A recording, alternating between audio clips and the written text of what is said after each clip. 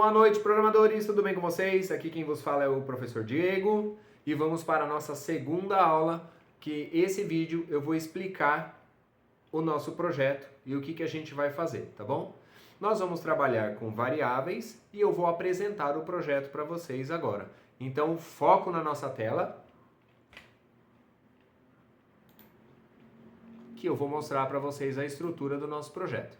Na aula passada, a gente aprendeu a baixar o nosso projeto, né, através do GitHub Desktop, né, pegando o nosso projeto que está na nuvem e trazendo aqui para a máquina, tudo bem? Então, o nosso projeto já está na máquina, eu já abri os nossos conjuntos de arquivos aqui no VS Code, né? Ele está aqui nessa minha pasta aqui, ó, documentos, vou até mostrar, projetos, e ele está aqui, tá? Então nós temos aqui a pastinha, ó, do meu projeto, assets, o arquivo index.html e essa pasta aqui, esse diretório chamado .git. Esse .git é que faz a gente conseguir utilizar a ferramenta. Então, todo um ecossistema aqui que ele consegue trabalhar e ver todas as alterações que você fez nos documentos aqui, tudo bem? Então, vamos lá, vamos voltar para o VS Code aqui, que ele apresenta pra gente. A pasta .git, ela some daqui mesmo, é normal, tá? Então, não precisa se preocupar com ela lá também. Index.html, para quem não sabe, para quem chegou agora, né, no mundo do desenvolvimento web, o documento index.html, ele é o que o seu navegador apresenta e utiliza como recurso para poder apresentar para o usuário, tá? Então, tudo que você vê na tela do seu navegador, quando você digita lá facebook.com, o que o seu navegador faz? Ele manda uma requisição para o servidor do Facebook, o servidor do Facebook libera o conjunto de arquivos, né? Para ele pega esse conjunto de arquivos e abre e faz a leitura para apresentar para o usuário. Aí apresenta lá a tela de login, ou ele já faz o login e já apresenta a tela principal do Facebook para você, né? E aí, o que ele faz? Ele baixa todo o conjunto, que nem a gente fez o nosso projeto aqui, ele baixa todo esse conjunto aqui e procura a pasta index.html, o arquivo index.html ou index.php, dependendo do projeto, né? E aí ele vai abrir para você isso aqui, ó. Essa estrutura é a estrutura do esqueleto do HTML, com já coisas, né, preenchidas, né, porque eu já deixei ele pronto, porque senão a gente não ia ver isso que está na página, tá? Então, nós temos aqui, ó, doctype HTML é uma forma que o navegador identifica qual é a versão HTML que ele está utilizando aqui, tá? Então ele já sabe, ele já se prepara para poder executar um HTML5, tá? Então quando você tem essa estrutura aqui, ó, de doctype HTML, que é a forma simples de escrever, né? Você tem aqui o HTML5. Quando era o anterior aqui, o 4, você tinha uma linha um pouco maior aqui de doctype, você colocava aqui a versão. Quando é só HTML, ele já sabe que é HTML5, tá? A linguagem que a gente utiliza na nossa página, PTBR, isso é muito importante vocês utilizarem isso, tá? Porque quando você tem um leitor de tela, por exemplo, e ele não identifica que ele é em português, ele vai fazer a leitura em inglês, o padrão, tá? Dependendo do leitor de tela, beleza? Então coloquem o lang aqui, ó, HTML lang, para que, por exemplo, um deficiente visual possa enxergar a nossa tela, né? Porque o leitor de tela para ele são os olhos dele, né? E também para os mecanismos de busca, né? Então ele também vai buscar também qual que é a língua, né, da página que você está buscando, tudo bem? Então sempre utilize aqui o lang. Aqui no head, né, nós temos aqui, ó, o que é o head? É a cabeça. A cabeça é aquilo que pensa. Então, na estrutura HTML, o head, ele é aquilo que o navegador utiliza como referência, né? Ou ele utiliza para metadados. Então, o que está dentro aqui desse head, ele não aparece aqui, ó, no nosso navegador, ele não aparece, tá? O que está no head está lá atrás, ele está dentro lá da inteligência do navegador, né? Vamos dizer que o head é a inteligência, né? Então tudo que ele precisa de informação para ele poder executar a página da maneira correta está aqui dentro do head, tá? Então, ó, por exemplo, meta char7, qual é o conjunto de caracteres que nós estamos utilizando aqui, né? Qual que é a tabela de caracteres? Porque todo caractere no computador ele possui uma tabela, ASCII ou UTF-8 e várias outras tabelas, né? O UTF-8 é uma tabela mais completa, né? Ele trabalha com bastante caracteres, até emojis a gente consegue colocar aqui com o UTF-8, tá? Então a gente está dizendo para o navegador, olha, trabalha com o UTF-8. Se você coloca uma tabela ASCII, por exemplo, você não tem um acento em português, você vai ter que ficar colocando. Na língua portuguesa a gente tem letras com acento, né?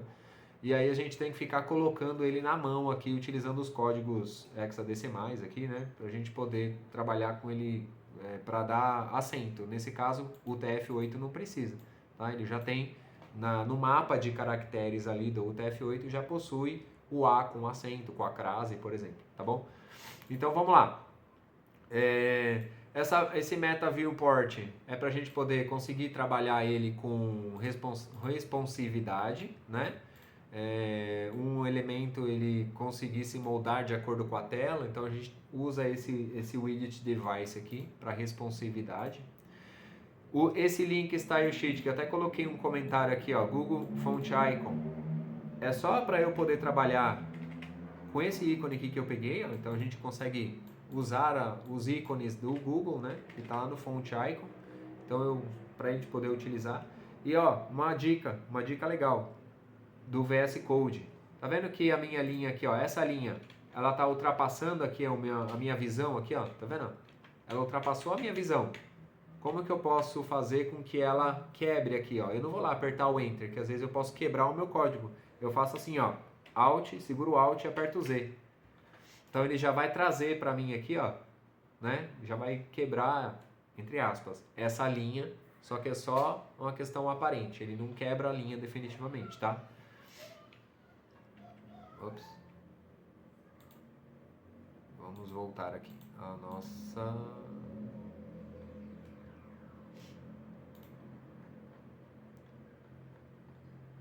Então vamos lá.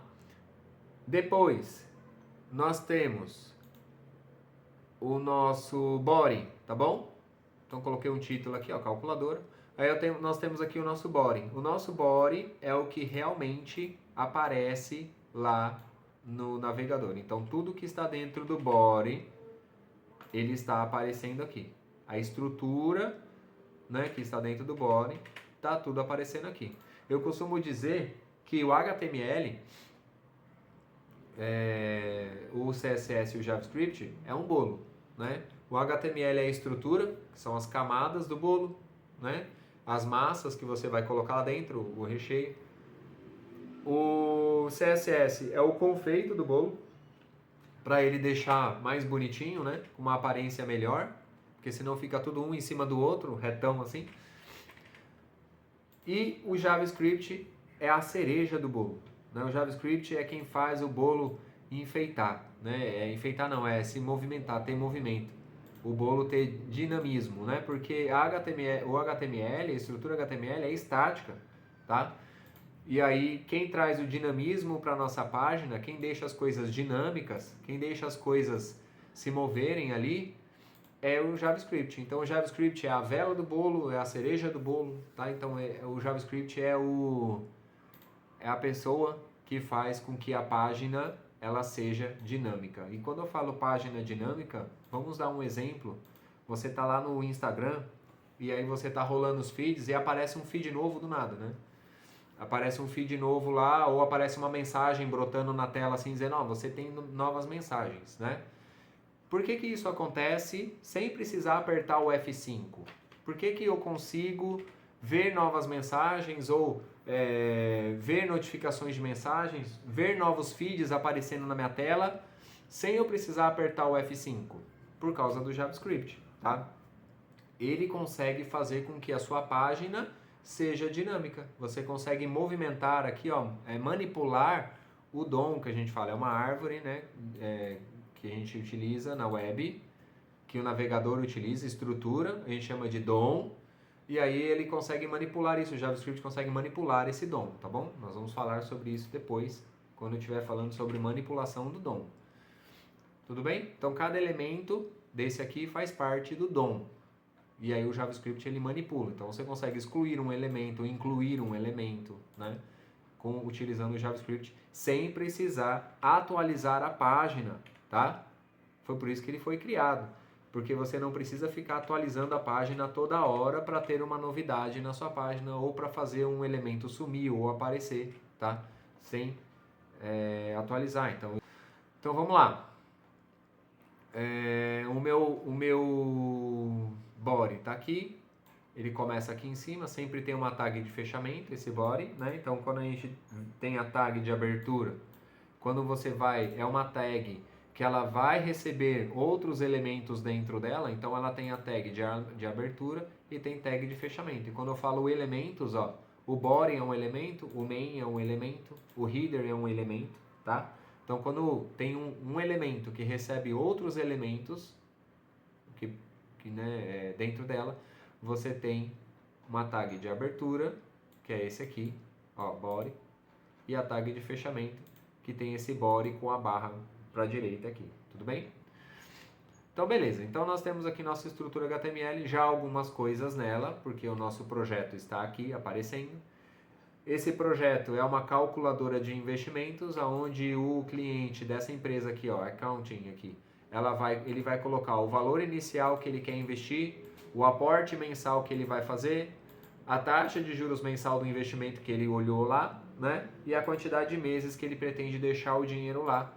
Ou o contrato do investimento dele dura até tantos meses, então ele vai colocar aqui e quando clicar em calcular, ele vai aparecer o resultado aqui do lado, tá bom? O quanto que ele vai ter investido no final dos aportes e do investimento que ele fizer, beleza? Então esse é o nosso projeto de hoje, que a gente vai trabalhar. E eu consegui explicar para vocês o início HTML e eu vou mostrar para vocês as outras coisas que nós temos no nosso projeto. Então nós temos a pasta Assets, né? Essa pasta Assets são ativos, são coisas que o nosso projeto acaba utilizando, então a gente acaba organizando dessa forma, tá? Então, ó, aquilo que eu preciso, por exemplo, buscar um arquivo CSS para fazer a estilização do nosso projeto. Eu coloco ele dentro da pasta Assets, crio um arquivo CSS aqui, ó, um diretório CSS com um arquivo lá dentro, tá bom? O nosso projeto vai ter o JavaScript. Então a gente vai dentro da pasta Assets, criar uma pasta JS aqui, ó, JavaScript, e colocar os arquivos JavaScript aqui dentro, né? Ou outros diretórios. Se for um projeto grande, a gente precisa organizar ele de uma forma mais legível, né? E aí, por exemplo, imagens, que nós temos imagens aqui. Também nós temos, né, aqui, ó, o logotipo da empresa, deixei ele pequenininho mesmo, né?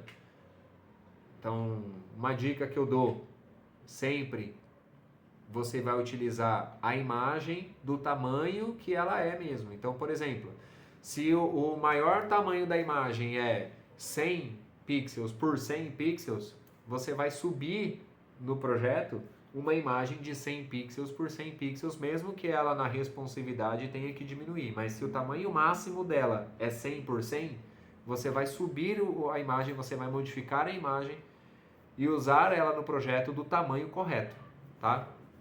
Isso daí é uma forma de você economizar espaço no servidor, economizar tempo de recurso, né? Você vai economizar recurso para carregar a sua página e, pasmem, o mecanismo de busca, né, ranqueia páginas pela velocidade dela. Então, se você deixa a sua página muito lenta para carregar, porque você coloca imagens muito grandes e tem que trabalhar essas imagens dentro do CSS, você custa um pouco mais de tempo e aí você fica um pouco mais lá para trás, né, na hora do mecanismo de busca. Ele busca sempre as páginas mais rápidas, tá bom? Então tome muito cuidado, preste muita atenção nisso. Se o maior tamanho da imagem que você vai ter na sua página, você tem que colocar o tamanho da imagem lá também, lá que você vai trabalhar. Então, para a gente poder trabalhar com imagem no projeto, tem essa imagem aqui, ó, que eu subi.